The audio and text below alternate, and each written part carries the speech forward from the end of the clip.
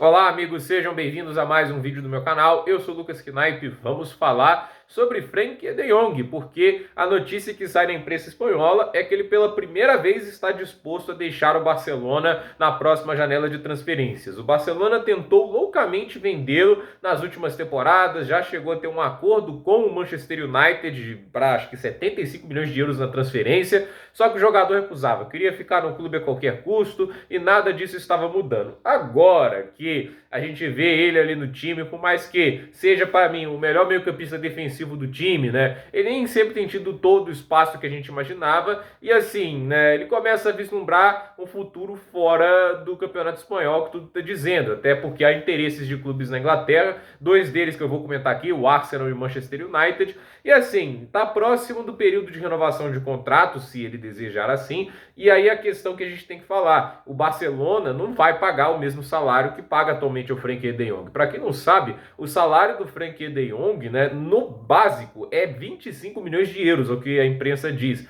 Mas dizem que com os bônus e tantas coisas somadas pode chegar a mais de 40 milhões de euros. E esse tipo de negociação é o tipo de situação que levou o Barcelona a uma desgraça financeira. Porque assim, a gente sabe que um salário pesado desse só pode pagar a gente do calibre do Messi, do Mbappé, daquele tipo de cara de tão diferenciado, né, que você tem que segurar ele a qualquer custo. Não que eu acho o Frenkie de Jong um jogador ruim, acho ele extraordinário, espetacular, mas a questão é que você pode ter outras alternativas à posição dele, ele não é único, entende? Você só paga essa fortuna a jogador único.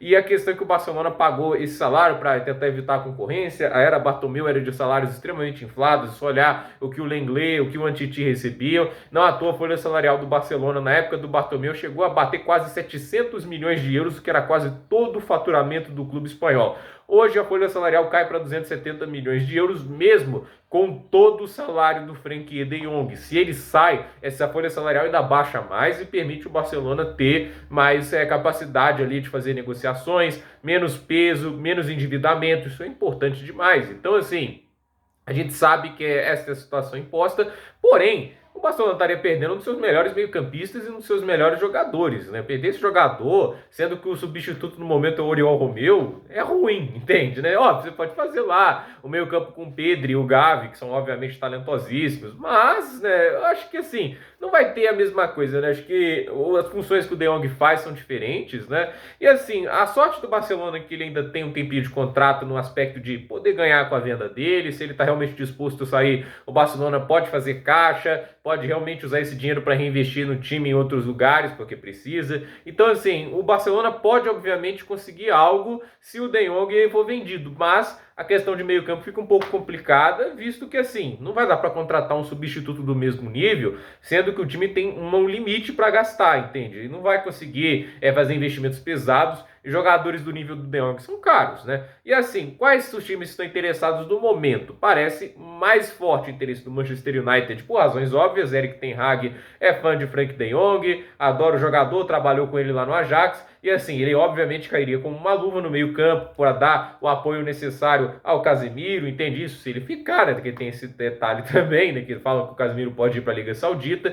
E assim, o Frenkie de Jong pode ajudar bastante esse time, ele tem qualidade para isso. Eu acho que ele vai dar mais equilíbrio ao sistema de meio campo. Imagina, sabe? Bruno Fernandes, Frenkie de Jong e Casemiro. É um baita meio campo, mas a alternativa do Arsenal. O Arteta, pelo visto, gosta muito do jogador e ele, obviamente, daria muito mais equilíbrio a esse meio campo do que o Kai Havertz. Porque, assim, Declan Rice, espetacular, jogador muito bom, primeira linha, mas, assim, o Odegaard, ele tem sofrido muito com o Havertz ali como meia central, porque o Havertz vai ocupar muito a faixa de campo dele e o Havertz não dá o apoio defensivo necessário ao Declan Rice. Então, o meio campo do Arsenal piorou nessa temporada pela falta de equilíbrio. Por isso que o Jorginho virou titular de novo, né? Porque ele dá um pouco mais desse equilíbrio à equipe do Arsenal. Agora, o Frenkie de Jong é um jogador mais jovem do que o Jorginho, a meu ver, tem mais qualidades defensivas e ele pode progredir também o lado ofensivo dele, que já é bem interessante. Então, ele cumpriria melhor essa função de meia central, dando o apoio ofensivo necessário ao Odegaard, nada exagerado, sem ocupar a função dele, e, é claro, dando o apoio defensivo necessário ao Declan Rice, e ele é um defensor de qualidade espetacular. Por isso, vejo o Frenkie de Jong como uma negociação bem interessante para o Arsenal, mas aí cabe ele escolher entre o Arsenal e o Manchester United, e a gente vai ver o que vai acontecer nesse aspecto. De qualquer maneira, pelo visto, pode finalmente acontecer essa negociação. Por um lado, bom para o Barcelona financeiramente falando, por outro, ruim, perdendo um de seus melhores jogadores. Gente, por esse vídeo é isso. Dúvida nos comentários, deixe seu like, se inscreva no canal, compartilhe esse vídeo e até o próximo vídeo.